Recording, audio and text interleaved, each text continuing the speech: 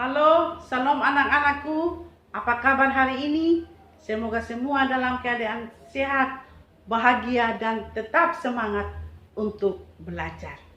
Hari ini kita akan belajar, tetapi sebelumnya mari kita berdoa. Kita berdoa. Ya Tuhan Allah Bapa kami di surga, terima kasih atas kesempatan hari ini untuk kami belajar ya Tuhan. Tetapi sebelum kami belajar, kami mohon hikmat Tuhan, pengertian yang berasal daripada Tuhan, sehingga apa yang kami pelajari hari ini kami mengerti. Terima kasih Tuhan Yesus, dalam nama Tuhan Yesus kami berdoa, amin. Nah anak-anakku, sebelum kita belajar, ibu mengecek kehadiran kalian semua, siapa-siapa yang tidak bisa belajar bersama hari ini ya. Rambu ada, Umbu, Yobel, Agung, oh iya, semua hadir. Tepuk tangan untuk Tuhan Yesus. Ya, baik anak-anakku, hari ini kita akan belajar tentang materi kita, yaitu Allah mengasihi dunia. Pelajaran 3 di kelas 5 ini, dan materi ini juga bisa kita baca dalam buku siswa halaman 10 sampai halaman yang ke-12. Nah anak-anakku, adapun tujuan dari pembelajaran kita hari ini. Tujuannya, ketika kita sudah belajar tentang materi Allah mengasihi dunia, ada tujuan yang hendak dicapai. Jadi sebentar kita akan membaca Alkitab, membaca buku siswa, berdiskusi, bertanya jawab, dan mengikuti seluruh pembelajaran hari ini. Setelah itu, seluruh kegiatan itu, peserta didik kalian dapat yang pertama, menjelaskan arti Allah mengasihi dunia. Yang kedua, menjelaskan alasan Allah mengasihi manusia. Yang ketiga, menjelaskan karya penyelamatan Allah bagi manusia. Yang keempat, menerangkan cara Allah mengasihi manusia. Dan yang kelima, mengemukakan sikapnya sebagai tanda terima kasih atas kasih Allah. Nah, inilah tujuan pembelajaran yang hendak kita capai dalam pembelajaran kita hari ini. Nah, anak-anakku sekalian, materi tentang Allah mengasihi dunia ini adalah lanjutan dari materi kita yang lalu, yaitu tentang, siapa yang masih ingat? Iya, mengapa manusia jatuh ke dalam dosa? Siapa yang masih ingat? Mengapa manusia jatuh dalam dosa? Tiara? Iya, karena manusia tidak taat kepada perintah Tuhan. Pertama, ya, karena manusia tidak taat kepada perintah Tuhan. Dan akibat dari ketidaktaatan itu apa? Manusia mengalami penderitaan. Manusia mendapat hukuman. Dan hubungannya dengan Tuhan terputus. Manusia harus mengalami banyak kesusahan. Bahkan mereka diusir dari Taman Eden. Tetapi dalam murkanya Allah tetap mengasihi manusia. Yaitu buktinya dengan menjanjikan tentang keselamatan itu. Melalui siapa? Ya, Allah menjanjikan keselamatan melalui anaknya sendiri, yaitu Yesus Kristus. Nah anak-anakku, ibu mau bertanya, siapakah di antara kalian yang bisa menghafal Yohanes 3 ayat 16? Siapa? Weh, semua angkat tangan, hebat semua. Coba Umbu? Iya. Tepuk tangan untuk Umbu. Karena begitu besar kasih Allah akan dunia ini, sehingga ia telah mengaruniakan anaknya yang tunggal, supaya setiap orang yang percaya kepadanya tidak binasa, melainkan beroleh hidup yang kekal. Ya, terima kasih. Pertanyaan yang berikutnya, kedua, mengapa Allah mengasihi manusia? Siapa yang bisa? Mengapa Allah mengasihi dunia ini, manusia?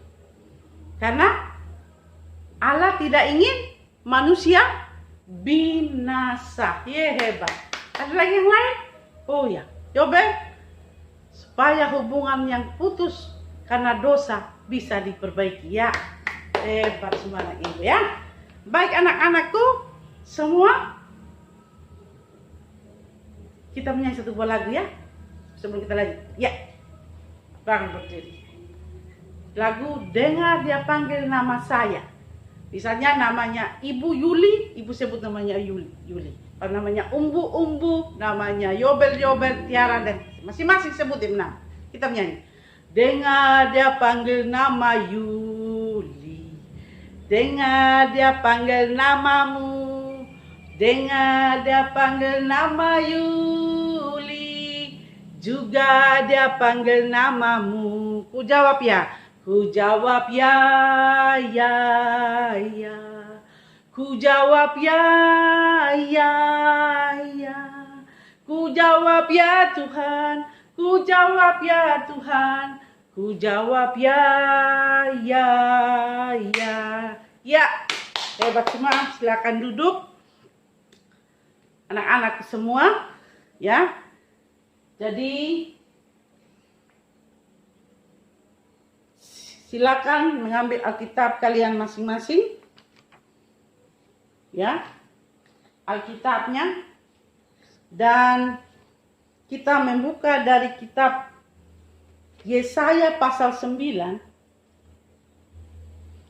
Yesaya pasal 9. Ya. Apa kata firman Tuhan? Ayat 5 dan ayatnya yang ke-6. Kita sama-sama, ya. Ibu kita membacakannya. Sebab seorang anak telah lahir untuk kita, seorang putra telah diberikan untuk kita. Lambang pemerintahan ada di atas bahunya, dan namanya disebut orang Penasehat Ajaib, Allah yang perkasa, Bapa yang kekal, Raja damai. Ya. Besar kekuasaannya, dan damai sejahtera tidak akan berkesudahan di atas tahta Daud dan di dalam kerajaannya, karena ia mendasarkan dan mengokohkan dengan keadilan dan kebenaran dari sekarang sampai selama-lamanya. Ya, demikian bunyi firman Tuhan untuk kita, ya. Dan anak-anakku,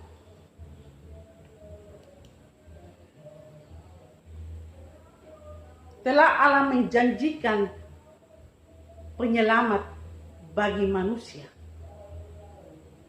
Dan Allah mengutus banyak nabi kepada umatnya saat itu. Jadi sebelum penyelamat itu datang, Allah sudah mengutus nabinya untuk mengajarkan orang-orang tentang kasih Allah dan bagaimana melayani Allah. Jadi tugas dari para nabi itu yaitu untuk mengajarkan orang tentang kasih Allah dan bagaimana melayani Allah. Tugas yang berikutnya adalah tugas para nabi itu yaitu memberitahukan orang-orang tentang janji Allah. Itu tentang keselamatan yang akan diberikan kepada manusia. Tahukah kita? Siapa yang tahu? Siapakah Nabi Allah yang memberitahukan tentang janji-janji Allah tadi? Ya. Tadi salah satu kita sudah baca ya. Ya. Nabi-nabi Allah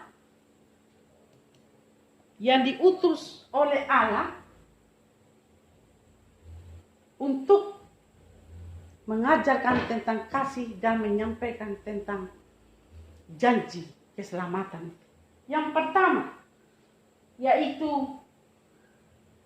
Abraham.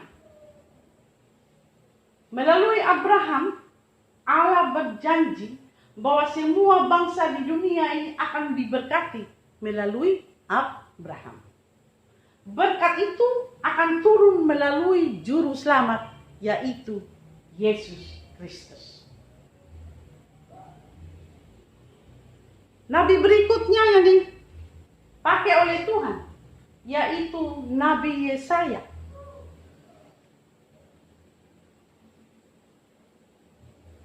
Dinubuatkan bahwa seorang anak laki-laki akan lahir menjadi raja selama-lamanya. Dan ia akan disebut Immanuel, artinya Allah beserta kita. Dan ia akan memerintah di atas tahta Daud. Kita akan lihat. Nabi berikutnya yang dipakai oleh Tuhan, yaitu Nabi Daniel. Daniel pasal 2 ayat 7 memberitahukan arti mimpi Raja Nebukadnezar tentang batu yang tumbuh besar dan memecahkan semua kerajaan lain. Arti dari mimpi Nebukadnezar itu adalah kerajaan Yesus akan tumbuh menjadi kerajaan yang besar dan akan menjadi kerajaan yang kekal. Berikutnya, nabi berikut yang dipakai oleh Tuhan, yaitu Nabi Mika. Kelima ayat 1. Nubuat bahwa sang juru selamat akan datang dari Bethlehem.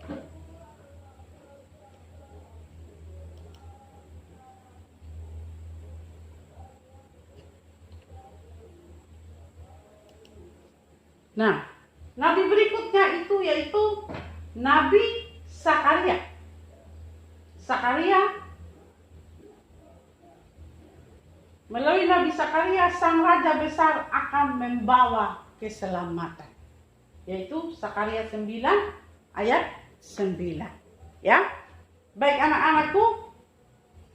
Jadi bertahun-tahun lamanya bangsa Israel menanti janji Allah itu. Ya, bertahun-tahun. Jadi tidak langsung Tuhan bilang mau kasih penyelamat, tidak langsung dikasih, tapi bertahun-tahun. Dan bangsa Israel menanti akan datangnya penyelamat itu bagi mereka. Tetapi Tuhan tidak ingkar janji. Dia tetap menepati janjinya kepada bangsa Israel, yaitu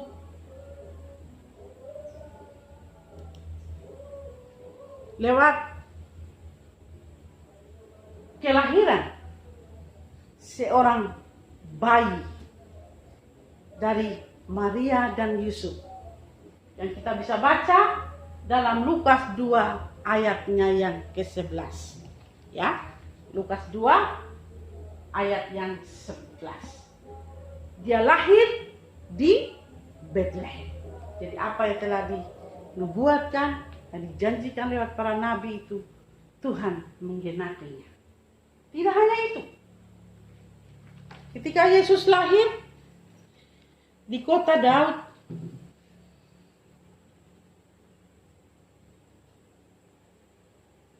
dia pun akan menggenapi janji Allah sebagai seorang penyelamat. Yaitu dia tidak hanya lahir, tetapi nanti dia juga akan mati untuk menyelamatkan, untuk menebus dosa kita manusia. Nah, anak-anakku sekalian, menurut kalian, arti Allah mengasihi manusia itu apa? Artinya apa? Bahwa Allah ingin supaya manusia tidak binasa. Supaya kita tidak binasa. Supaya setiap orang yang percaya kepadanya tidak binasa, melainkan beroleh hidup yang kekal. Seperti bunyi firman Tuhan tadi dalam Yohanes 3 ayat 16. Ya. Mengapa Allah memberikan anaknya yang tunggal datang ke dalam dunia ini? Dia harus lahir di kandang domba. Sampai sini lahir di kandang domba. Tidak ada ya, semiskin apapun kita. Kita pasti lahir di rumah sakit atau di rumah. Bahkan dia harus menderita di kayu salib. Supaya kita yang berdosa ini, saya dan anak-anak yang berdosa ini, bisa diselamatkan. Luar biasa kasih Tuhan dalam kehidupan kita manusia.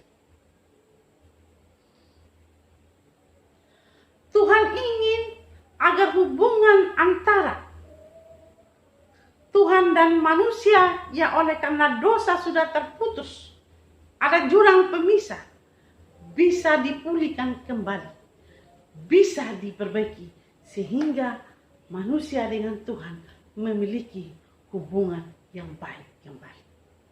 Jadi, menurut kalian, apa makna Yohanes 3 ayat 16? Siapa yang bisa jawab? Ya, Yobel apa? Makna Yohanes 3 ayat 16 bagi kita apa? Karena Allah sangat mengasihi manusia sehingga ia rela menganugerahkan anaknya yang tunggal supaya saya dan Anda dan semua orang yang percaya kepadanya tidak binasa melainkan beroleh hidup yang kekal. Luar biasa. Ya, anak-anakku, kasih Tuhan kepada manusia itu tidak pernah terselamat. Ya, sangat luar biasa. Bisakah anak-anakku sekalian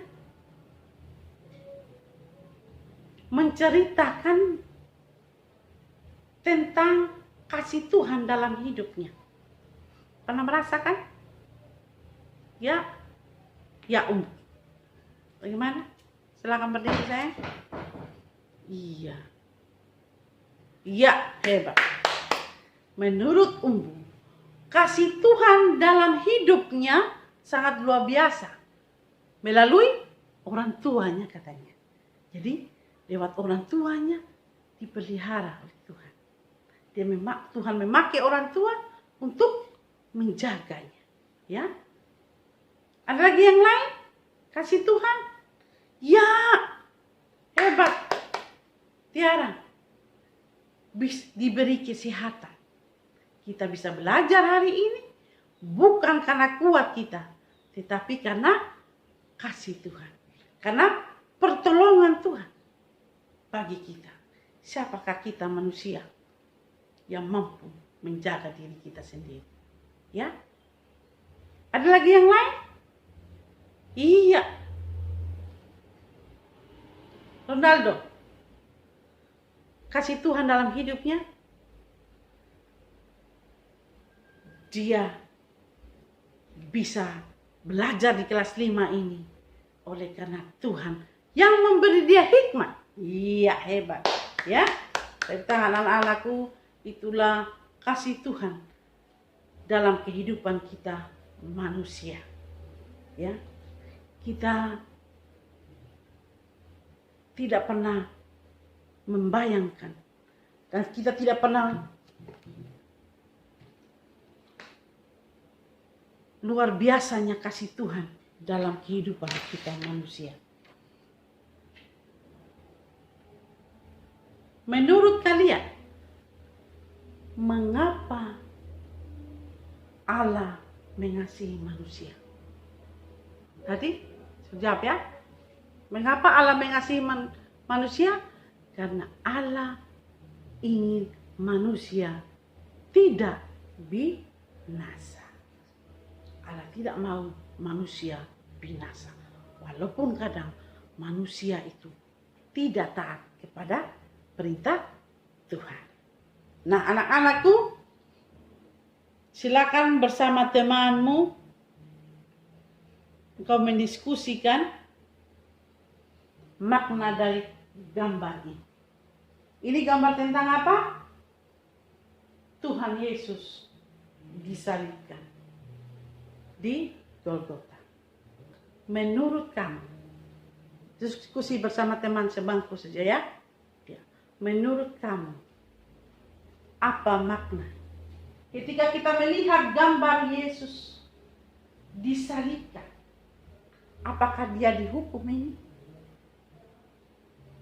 karena dosanya atau karena apa?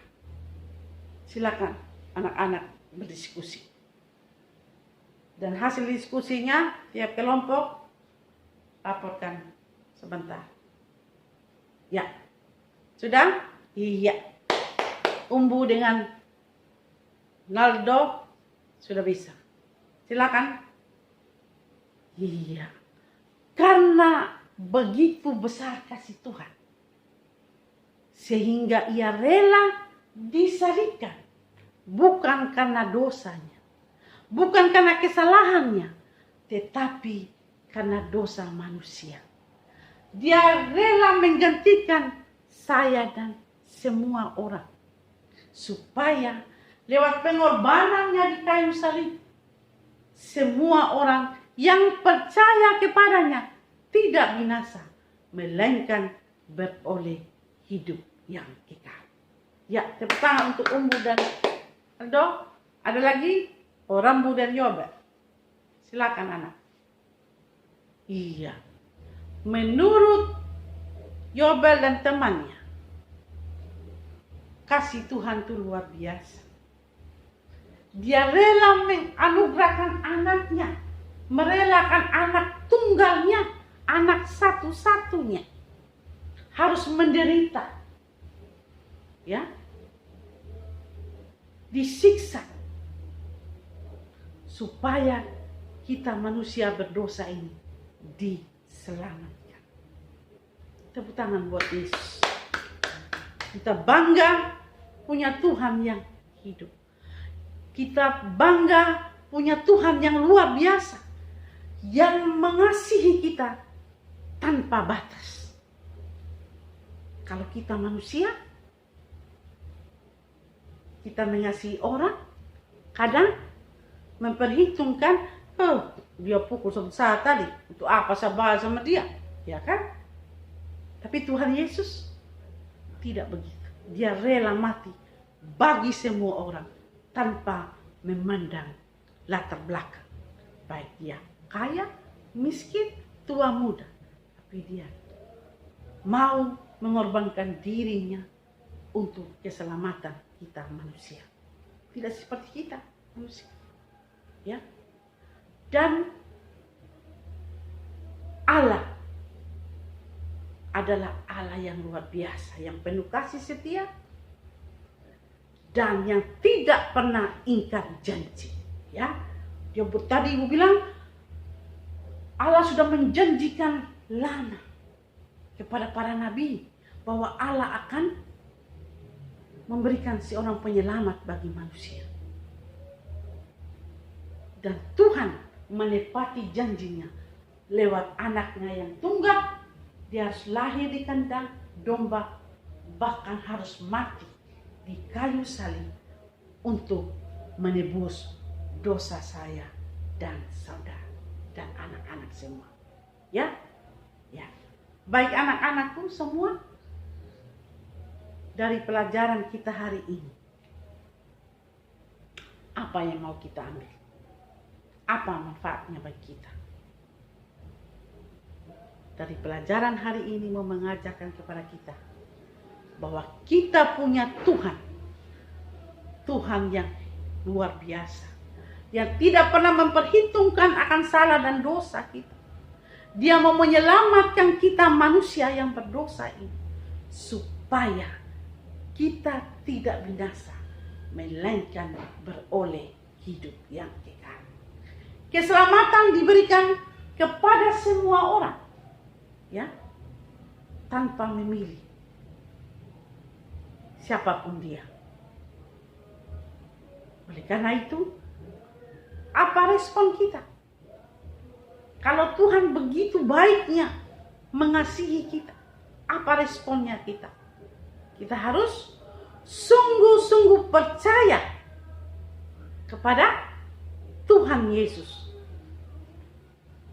Karena keselamatan itu hanya ada lewat Tuhan Yesus pengorbanan di kayu salib. Keselamatan itu hanya ada di dalam Yesus Kristus, yang adalah satu-satunya Tuhan dan juru selamat kita. Oleh karena itu anak-anakku, kita harus percaya, kita harus sungguh-sungguh menjadi anak Tuhan yang tetap taat dan setia kepada Tuhan. Taat dan setia dalam hal apa? Kita rajin membaca Alkitab, kita rajin berdoa, apalagi anak-anakku, kita rajin membantu orang tua kita rajin belajar, iya, sebagai wujud terima kasih kita kepada Tuhan. Kita menjadi anak-anak yang dengar-dengaran kepada orang tua, terlebih kepada Tuhan. Nah, anak-anakku sekalian, silakan kalian menulis. Tadi sudah hafal juga tentang Yohanes 3 ayat 16. Ya. Yohanes 3 ayat 16. Karena begitu besar kasih Allah akan dunia ini, sehingga ia telah mengaruniakan anaknya yang tunggal, supaya setiap orang yang percaya kepadanya tidak binasa, melainkan beroleh hidup yang kekal. Tadi semua sudah hafal, saya rasa semua sudah, tapi semua tetap menulisnya dan menghafalnya sebagai janji Tuhan bagi kita yang sudah Dia genapi. Kasih Tuhan yang luar biasa bagi hidup kita. Nah, anak-anakku, silakan anak-anakku semua membuat sebuah puisi yang berisikan ungkapan syukur atau terima kasihmu kepada Tuhan atas kasih Tuhan dalam hidupmu. Silakan anak-anak menulis di kertas yang ibu sudah bagikan tadi, dan minggu depan ibu akan menilainya, memberikan nilai. Ya, terima kasih anak-anakku semua. Kita pelajaran kita hari ini bagaimana? Ya, bagaimana perasaannya? Ya, bersukacita dan bangga punya Tuhan yang luar biasa, yang rela mengorbankan anaknya sendiri, mengorbankan dirinya supaya kita manusia yang berdosa ini bisa diselamatkan. Itu adalah kabar sukacita yang luar biasa bagi kita, orang-orang yang percaya kepada Tuhan. Oleh karena itu, kita bangga menjadi orang-orang Kristen atau orang-orang yang percaya kepada Tuhan Yesus. Ya. Kasih Allah sungguh ajaib.